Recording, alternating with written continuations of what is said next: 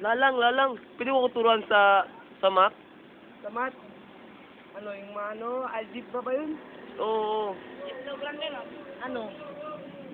Ano? Plural? Plural English yun. Di ba sa math yun siya? Oh, math.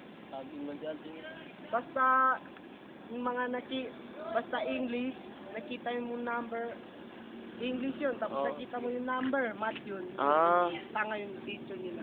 Tanga pala yung teacher, tangina yun. So, paano mo mag-add ng ano, sa plural? Hindi ko nga alam. At sa plural, tapos algebra, may scientific yung algebra. Ano? Zebra. Zebra? So, sa ano, 1 plus 1, anong answer? 11. Tapos 11? walang equal. 11 yun. Tanga, mali pala yung teacher sa akin. Mabobo yung mga teacher. Grabe. Sa science, alam mo, paano? Nandito, science. Science yan. Science. Kaya pala, parang mukhang science siya.